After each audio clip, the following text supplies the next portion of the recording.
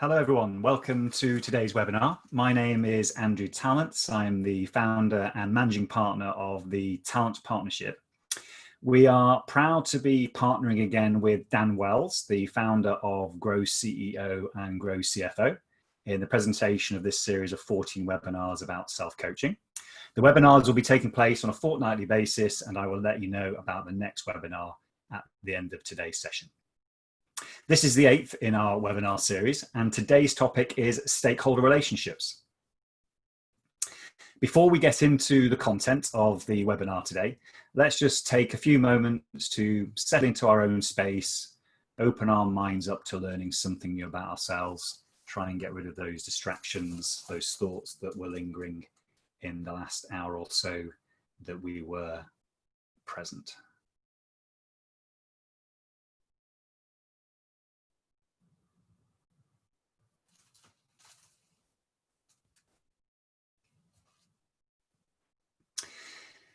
Thank you for that. We have an hour together today. I'm going to share some content with you and get you to do some thinking along the way about how building better relationships with key stakeholders can help you live your life differently.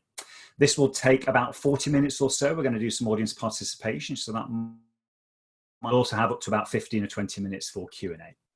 You don't need to write down what's on the slide today because we'll also post those online, but I do need you to have a pen and piece of paper to hand as I'm going to ask you some thought-provoking questions today. I won't be looking at the Q&A box today, that won't be in use. So as we go through the webinar, if any questions do come up for you, please feel free to actually put them in the chat box. We can come to them at the end, or you can leave it to the end and put them in the chat box then, that's fine. And we'll answer the questions at the end of the presentation. Also, in this world of Zoom, some of us still experience technical problems during the webinar. I've had one or two as I've been doing these. If this happens to you, the best thing to do is just exit the webinar and come back in. There's no restrictions to coming back in. I also know the Wi-Fi has been very slow, so if you do experience some lag today, then apologies for that. But don't worry, I'm recording this particular webinar and posting it onto the Grow portals on LinkedIn later today and also on my YouTube channel. So you can review the webinar then at your convenience and go through some of the exercises again that we're going to be doing today.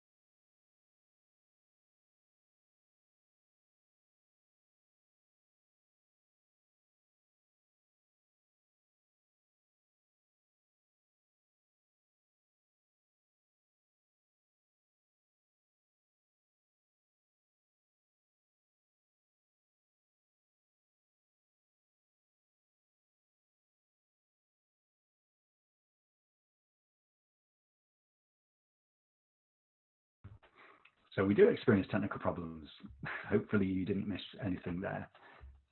So we'll continue from where we left off. And hopefully you should be able to see me again now.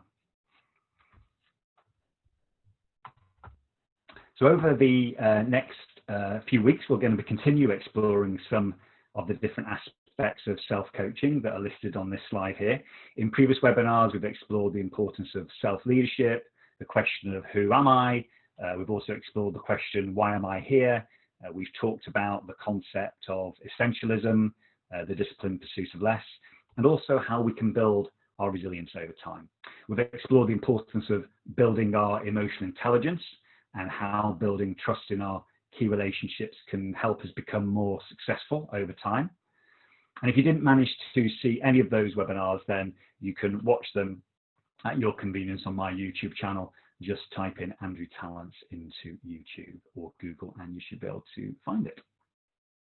I'm very fortunate every day to be able to coach ambitious leaders to help them fulfill their potential and be successful in life. I know some of you on the call today. And in our coaching sessions, we explore many of the issues on this slide to enable the leader to learn how to start self-coaching over time so that they can sustain their success in the long term. Let's explore very briefly what self-coaching is.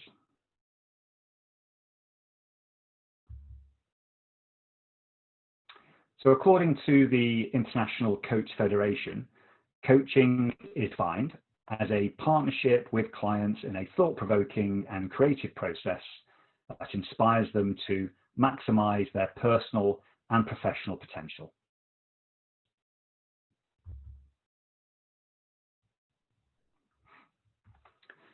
Although the concept of coaching stretches back to when Socrates was around, in modern times, coaching has played a critical role in sports such as tennis, cycling, and football.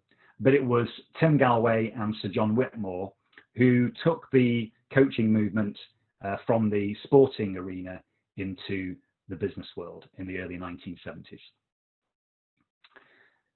Tim Gallwey, who was coaching tennis students at the time, began to notice that what was going on in the mind of his students was actually inhibiting and hindering their learning. He started experimenting with ways of helping players learn by developing their awareness of where they were on the court and the way they moved and the way they hit the ball, not by specific instruction of how to hit the ball. He gave it the term the inner game, and he published his initial findings in the Inner Game of Tennis in 1974. Later that decade, Sir John Whitmore realized that these principles could be applied to business. He continued his research, and in 1992, he published the book Coaching for Performance. The principles of his book are still used extensively in businesses today. My day-to-day coaching style is based on Gallwey and Whitmore's approach, and it's focused on enabling the leader to become more self-aware of how they can become more effective in their personal life, their current role, and their career management aspirations. During my coaching sessions with my clients, we identify ways that the leader can take their learning into everyday situations. Specifically, they learn how to coach themselves in key moments in relation to decision making and relationship building. I'm ultimately enabling the leader to self-coach so that over time they don't need to spend as much time with me.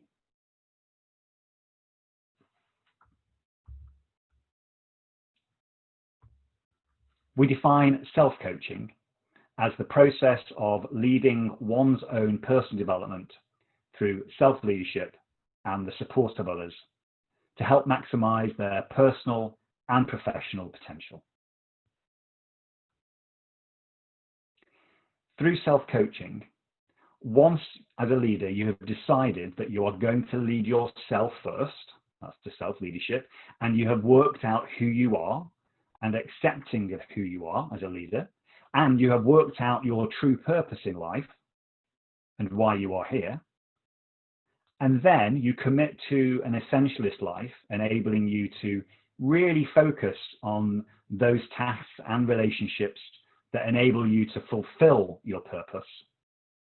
You are then in a position to learn how to build your resilience over time. And as you build your resilience over time, you can also become more effective at managing your emotions. And you can choose to react in the most appropriate way as events happen around you. As you continue on your self-coaching journey, as many of my clients do, you then learn how to build trust with key stakeholders, and then you are ready to identify the hidden stakeholders who have the ability to influence your future success.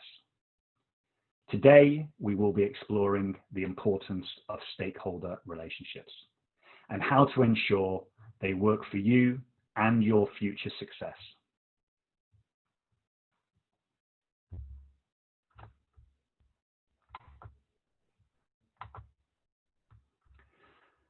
So I tend to work with leaders at 3 different stages of their career. They are either newly appointed into an exciting leadership role. They are being successful in their current role and want to move through the gears to achieve even more success. Or they can be lost in their current role and can't work out why they're lost. How did they get there? Not sure where to go. In any of these stages, it is critical to focus on who the key stakeholders are in your life who have the ability to influence your future success. However, in my experience, many leaders choose not to identify and understand who their key stakeholders are in their lives. They decide to work towards goals on their own, forgetting that others have varying levels of interest in what the leader is doing. Even when key stakeholders are known to the leader, some of them can be particularly difficult, and they play their cards close to their chest, not revealing how they feel to you. It seems almost impossible to build relationships with these kinds of people, so why bother trying? It is easier to spend time elsewhere, I've got so much to do, rather than investing in the key stakeholder relationships that are so important.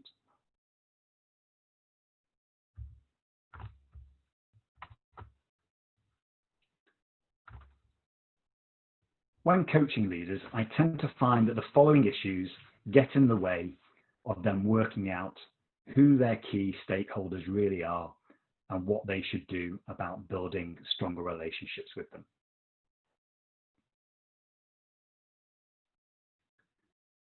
When new leaders are appointed into organizations, they are usually set targets and goals by their boss or their board, and there is sometimes a lack of clarity in terms of what the goals really are. Sure, there are financial targets in place and shareholder returns to focus on, but the newly appointed leader is usually left to define the strategic goals with their teams, and they rarely seek to understand what their various stakeholders need from the team to meet the stakeholder needs. Leaders miss out on fantastic opportunities to partner with stakeholders in working towards common goals. Many leaders have a lack of understanding about who their key stakeholders are. They believe that they are in control of their own future and that they can determine how successful they will be without much support from anybody. The reality is that all leaders need key stakeholders to be supportive of them through thick and thin. And stakeholders can range from shareholders to customers and everything in between. There is an argument to suggest that most of a leader's time, day to day, should be spent in building relationships with key stakeholders so that they know they can rely on their support when it is most needed. Most of my clients make assumptions about what their stakeholders really need from them and their teams. They rarely have tested these assumptions with the stakeholder, and it is not common for leaders to ask stakeholders what they really need, as they fear sometimes that it won't be aligned with their current company goals and it will get too difficult a discussion. It is easier to bury their heads in the sand and work towards goals set by the shareholders or the board. The leader is often not held accountable by their boss or their board, so there is a tendency to try and hold themselves to account and take on the habits and schedules of predecessors and fit in around others without asking for the help that's needed. This tends to lead to the stakeholder relationships being devalued due to a perceived lack of interest in what the leadership team is actually doing. As a consequence of all the above, the leader often chooses to spend their time managing situations and people rather than leading from a position of true understanding what their key stakeholders really need from them.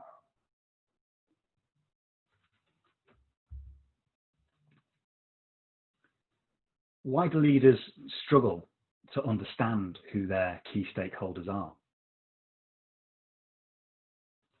Many leaders still display heroic leadership tendencies, and they believe that their success is linked to short-term reactive task and people management. They don't want to invest time in building relationships with key stakeholders, as it doesn't help in the short term. Sometimes pride and misplaced expectations that others should build trust with the leader get in the way of those strong relationships being developed. The reality is that we can't force people to build relationships with us. We have to make the first step. Many leaders suffer from imposter syndrome and have low levels of self-confidence at times. That means their ability to have robust discussions with experienced and influential stakeholders means it's sometimes very difficult to hold them. And this leads to self-doubt and avoidance of building those relationships.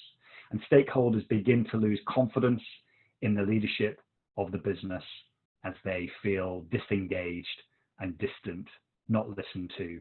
The leadership team don't understand them. Many leaders are uncomfortable showing their vulnerability as they believe this is a display of weakness.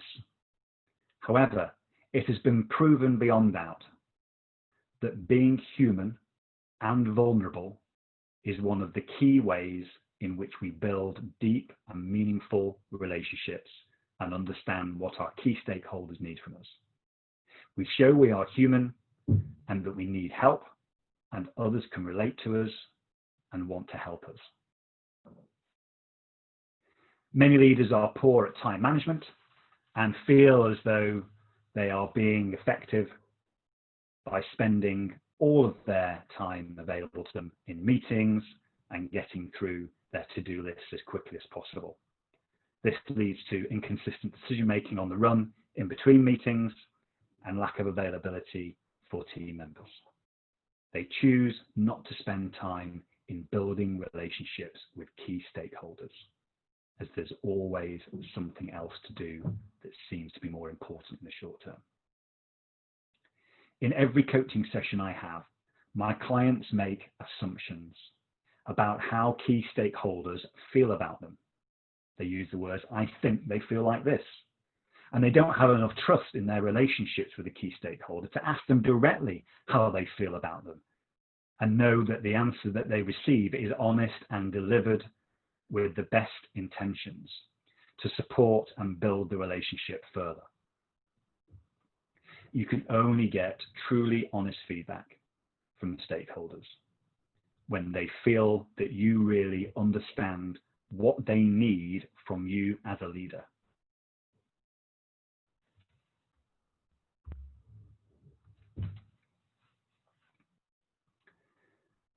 Identifying and building relationships with key stakeholders certainly supports high performance in individuals and teams.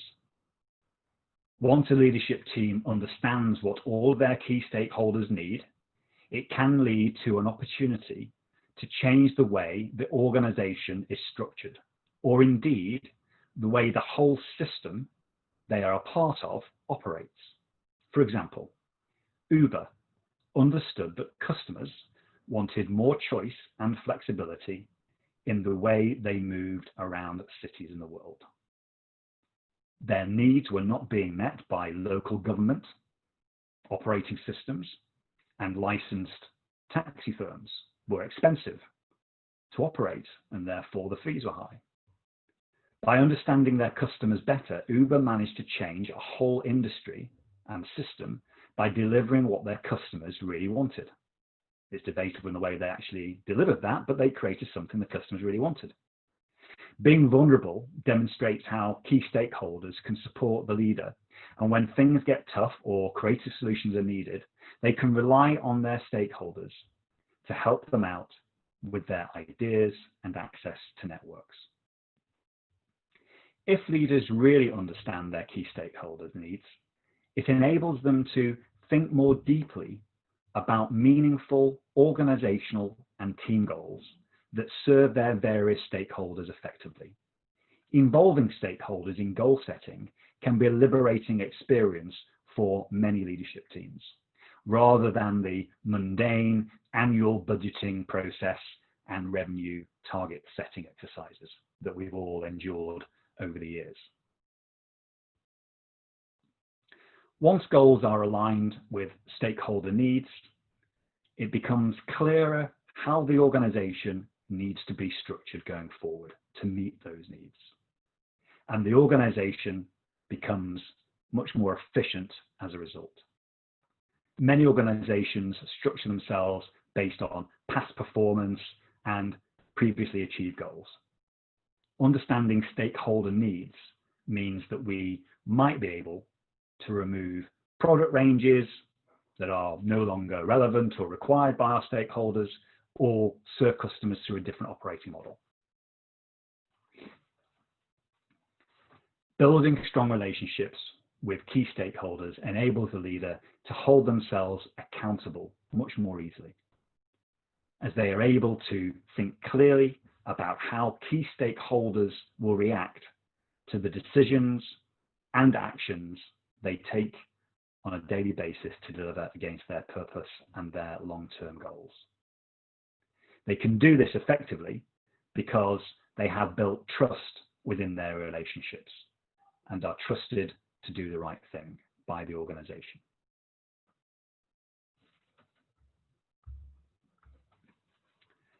I'm sure some of you are wondering about how we identify our key stakeholders and how does building strong relationships with them work in practice. To help answer these questions, let's focus on a couple of examples. We've all been aware of how the NHS has responded to the COVID crisis. Let's put ourselves for a moment in the shoes of the CEO of a hospital. Just as the pandemic was breaking, their immediate thought is quite rightly about how do we structure ourselves as a hospital to cope with the increase in seriously ill patients and to save as many lives as possible. Absolutely right.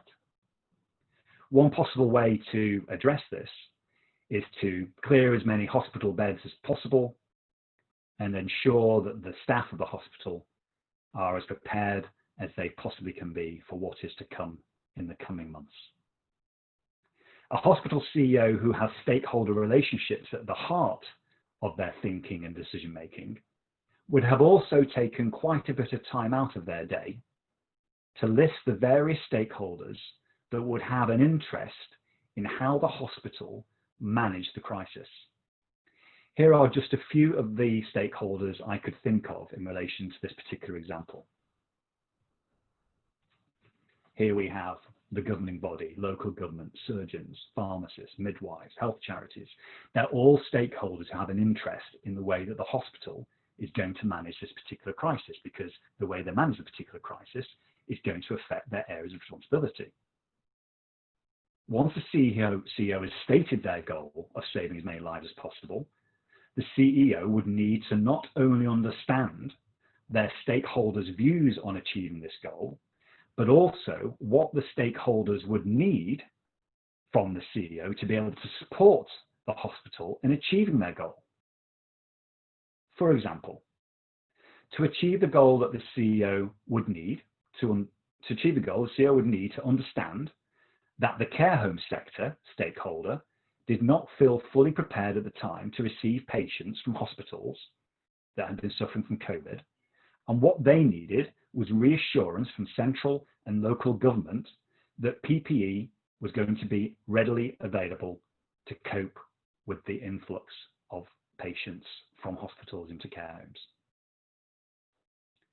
The CEO would need to understand the union's views on their members' safety and what they needed to be able to support the CEO's strategy going forward. You can see that by understanding each stakeholder and what their needs are, the CEO is more likely to be able to reach their goal of saving as many lives as possible, not just within the hospital, but in the wider system. How many CEOs really invest the time in understanding their key stakeholders?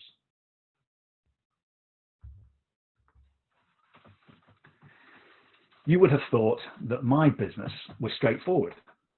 We coach leaders and their teams to help them achieve their full potential. That's it, that's what we do. But in trying to achieve this goal, I have many stakeholders who are interested in how I do this. Here is my stakeholder list. I have my family and friends on here. I have my business partners on here, my suppliers. I have my clients and my previous clients and my future clients. By listing my key stakeholders that have an interest in my future success, or the stakeholders that I choose to serve, I can gain a different perspective on how I can reach my goals. Bit of audience participation now. I would like you to take 5 minutes to make a list of all the key stakeholders that you can think of that are either interested in your future success or happiness, and also all the stakeholders that you currently or will be serving in some way in terms of what you choose to do. Once you've created the list, we will try and make some sense of the list. And if you are watching the recording of this webinar after today, then this is the time now to pause the recording and restart once you've completed the exercise. So again, to be clear, I want you to really understand about who are the stakeholders, the people that are really interested, or organizations that are interested in you being successful or happy, or both, and who also are the stakeholders that you're serving in terms of what you're doing every day or what you intend to do every day. Take 5 minutes now just to make a list of those that I've done here, and then we'll come back and we'll work on next what we're going to do by building our understanding of them.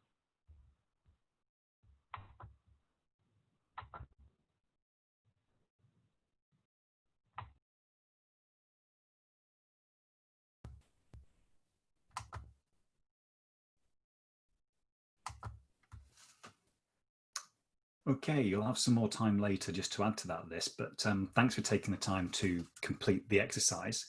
Most of my clients are surprised by the number of stakeholders they've identified, and some come as a complete surprise. They didn't realize they were a stakeholder. Many of us have so many stakeholders and so little time. So how do we make sure that we spend our time with the right stakeholders at the right time to maximize the chances of being successful in what we choose to do and meeting our goals and feeling fulfilled in what we do each day?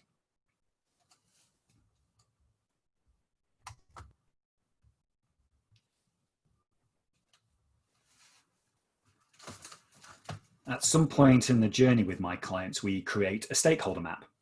This map can relate to your own personal success or the success of your team or business. I would like to show you very quickly how to build a stakeholder map, and then I'm going to ask you to have a go at building your own, which hopefully should be enlightening for you. So in any stakeholder map, you are at the center of the map. That's me there, AT. We need to ask ourselves a question. For me to be successful and fulfilled in the life I have chosen for myself, who has a stake in my future success, and who do I serve as I live that life?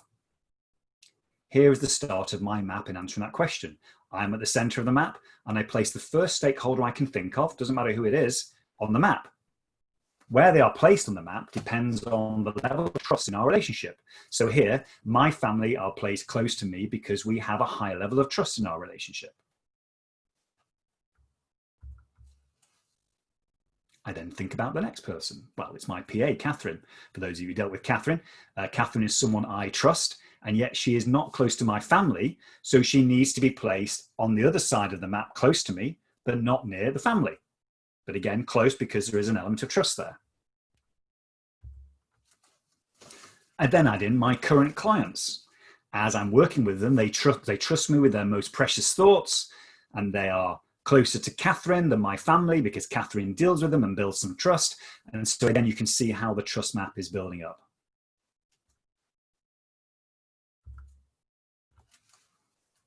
I then add my former clients who trusted me very much when we worked together because we had that really strong relationship. But I'm not as close to them now as I would like to be, as we have less frequent contact. We're not sharing all those experiences that we have together, but they're still on the map. I then have my partners, my bank and my suppliers using the same rules. Until I have mapped all of my stakeholders from the list onto the map. What this map shows is where I am in my relationship with each key stakeholder. The closer they are to me in the center of the page, the stronger our relationship and the trust is there, and the better the understanding we have of each other, and therefore relying on each other. The further away the stakeholder is from me at the center, then the weaker the relationship is. And I'm less certain about their needs and how they might be able to support me. And I don't really understand them yet. This exercise increases our awareness of who has the ability to influence our personal success and well-being. I would like to invite you now to take up to 10 minutes to actually build your own stakeholder map for your own personal situation. Ask yourself the question, for me to be successful and fulfilled in the life I have chosen for myself, who has a stake in my future success, and who do I serve as I live that life? I'll repeat the question again. For me to be successful and fulfilled in the life I have chosen for myself, who has a stake in my future success, and who do I serve as I live that life? If you are watching the recording, then again, please press pause and resume after you've completed the exercise. And just have a go. There's no right or wrong, but you should end up with something like I got there with you at the middle, and then your various stakeholders around you. The closer they are to you, then there's more trust. The further away, there's less known about them and less trust. And try and also put those different stakeholders close together so you can see where maybe you've got some relationships you can leverage in terms of getting to some of the other stakeholders that are less close to you, but closer to some of your other stakeholders. We'll pause there for up to 10 minutes, and then we'll come and complete the exercise.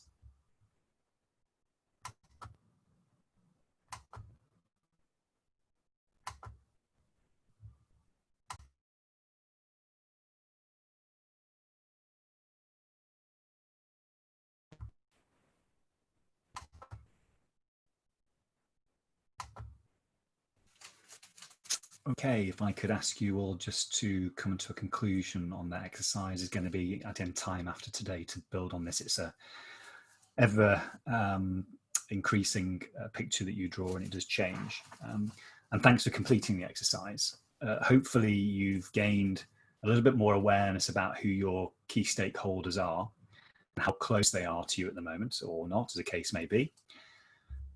The next important step is to think about how important each stakeholder is in relation to your future success.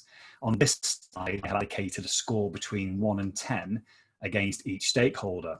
1 means they are not important to my future success, and 10 means they are critical. What is interesting about this map is that I have some critical stakeholders at the top there and the bottom quite far away from me on the map. That's got to make me think, where do I need to be investing my time in terms of the future success of our organization? So quickly, I'd just like you to take one more moment with the stakeholder map that you've drawn for yourselves, just to start allocating some scores between 1 and 10 or whatever works for you in terms of how important they are to your future success. It might be you've got friends who are very close to you, but actually they're not that important at the moment in terms of you achieving what you need to achieve, and therefore their score will be lower. Just take a few moments to score as many as you can.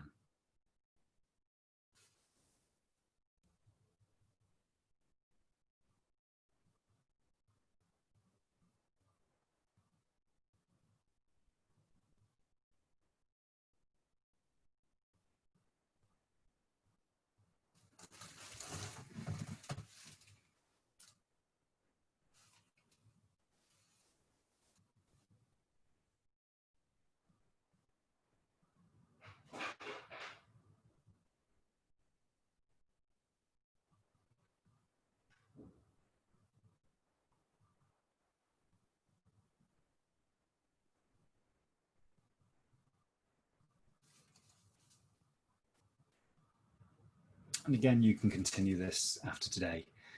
Your stakeholder map now contains some key information for you that maybe you didn't have before. But what are we going to do with it? I have highlighted on my map here the key stakeholders in red, where I believe the relationship is important enough for me to invest my time in making the relationship stronger. Only I can initiate action to make the relationship stronger. I cannot expect the stakeholders to make the first move, as they have other priorities in their lives. They have their own stakeholders to deal with. It's up to me. So what is it that you can do to build better relationships with your key stakeholders? The journey to building stronger relationships with your key stakeholders is a long and challenging adventure. There will be times when you feel that you are making breakthroughs, and then the next day you are back to old habits, not creating the time and investing in the relationship. This is normal for all of us, and it takes time to develop our stakeholder focus. Think about the next couple of weeks in your life. Look for opportunities where you can create some thinking time for yourself. Think about your key stakeholder relationships. Build further on the map you've built today. Identify at least one relationship that you need to focus on. Think about the actions that might be needed for you to improve that stakeholder relationship. Make at least one commitment to an action in each relationship you've chosen, and ask others to support you as you practice building your relationships.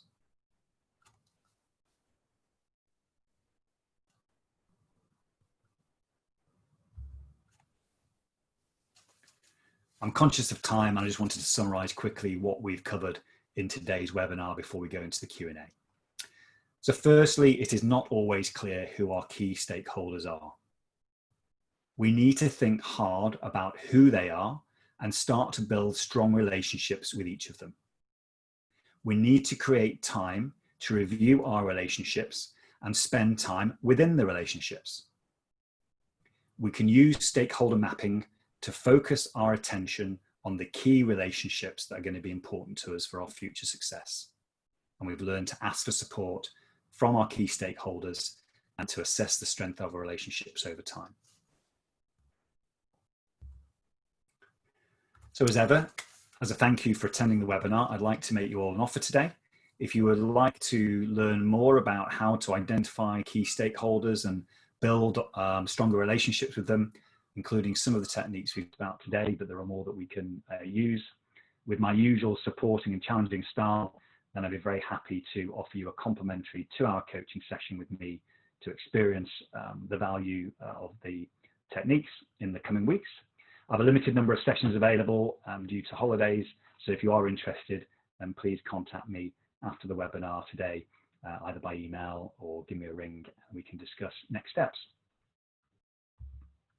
So thanks for listening today. We're going to go into the Q&A now, so please take some time to put your questions into the chat box. While you're doing that, I'll just tell you about the next webinar that we're going to be running. The next webinar builds on today's learning, and we're going to be focusing on the importance of personal accountability in those commitments that you've made, and what triggers get in the way of us keeping our promises to ourselves, and how do we manage those triggers more effectively.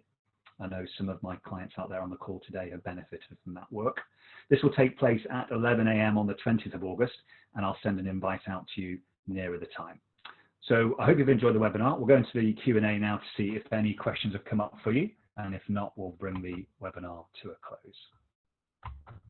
We have one, so just bear with me.